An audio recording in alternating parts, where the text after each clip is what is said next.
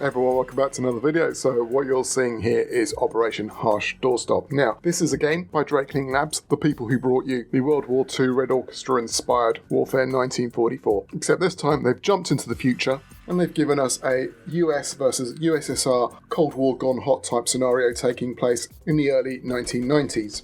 Now what you guys are seeing here is some footage I captured when I was testing out the game the other day, and we basically had a full complement of players. I can't remember if it was like 64 or 100, I think it might go up to 100. But, you know, I don't really want to talk about details just yet, because in essence what this game is just a preview actually. It's a very playable preview, but we are essentially in pre-alpha with this. Now, let me kind of just describe what the philosophy is behind this, because some of you may notice as you see the video, you'll notice a lot of overlap with Warfare 1944, and there's a particular reason for that. Basically, it is, you could say, the same game. And if you want to be cynical about things, you could probably just say, oh, it's a complete reskin. And you know, you wouldn't be too far wrong, but let's kind of just break it down, have a look how this is being developed. So, Drakeling Labs, to give it to you in layman's terms, have gone off and developed their own tool set. It's called OHD Core, which is a derivative of Unreal Engine. Now, it's a little bit more complicated than that, but that, in a nutshell, is the idea. So if you're somebody who's familiar with Unreal Engine, you won't have any problems using OHD Core.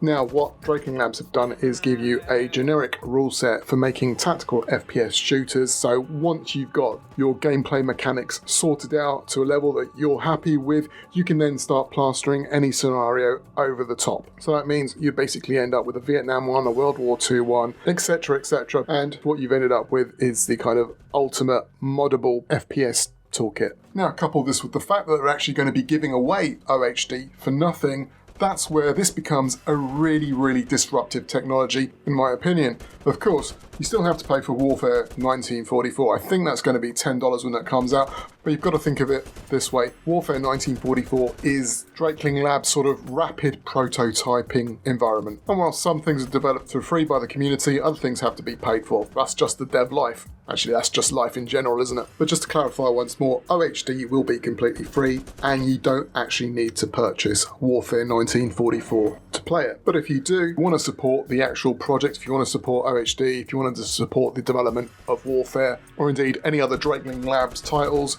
I'm going to put the Patreon down below. Otherwise, you could just wait, because OHD, as I said before, is going to be absolutely free to play.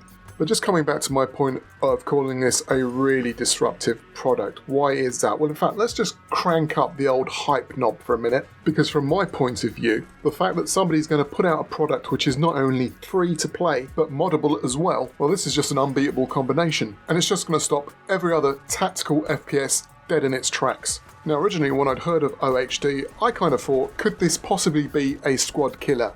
Actually, just thinking about it, that's probably a bad example, because Squad just killed their entire modding community with a bad update. In fact, it's June the 22nd, and modding has been offline for over a month now, so talk about shooting yourself in the foot. But not only are they going to pull the rug out from underneath Squad, but it's also Postscriptum, Hell Let Loose, even Arma 3, and Project Reality. And I'm not saying these games are bad. These are actually some of my favourite ever games. But only OHD is going to be free, flexible, and built on a modern game engine. And while some of the titles I just mentioned may have some of those attributes, they don't have all of them. Now, some of you might be going, yeah, that's all really great, that's super interesting, but just give me the game. How do I get my hands on the game? Well, there's a couple of ways to do this, so let me tell you how. One, of course, is support Drakeling Labs on the Patreon, and you'll get a test key for Steam.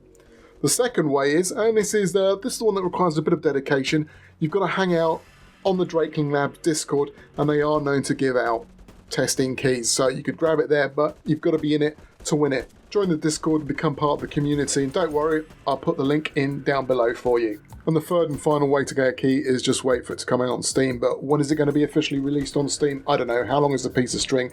And if you do one of the other two ways, at least you can give some feedback, because this is the great thing about this game. It is a work in progress, and it's also, you know, to a large extent, a community-based project, so you can come in and give feedback on aspects that you'd like to see, or aspects you'd like to see removed, or even get involved as well. If you're a coder, an artist, or any sort of creative, however, you don't even have to be creative. You can be like me and just get involved as a tester. Okay guys, I know I haven't really talked too much about the game, but what you see in the video is basically what you get. There's a lot of kind of functionality missing. There's no lean, there's no vehicles, there's no squad rallies. just the ability to cap flags and fight with your gun because the recoil is insane at the moment. But just because a lot of these features are missing doesn't make it any less fun to play. However, this is just the start of the journey. If you want to be kept informed of what's happening with Warfare 1944 or OHD, or in fact any other Drakeling Labs game, just follow the links down in the description. Anyway, you guys let me know what you think of the game. Do you agree with me? Do you think the possibility's endless? Or do you think the current tactical FPS market is already too saturated and too established for any new players to make a dent in it? Anyway, that's the end of the video. You know what to do, just help me feed that YouTube algorithm. And in the meantime, stay safe, keep washing those hands, and I'll see you in the next vid. So until then, this is HipKelt signing off.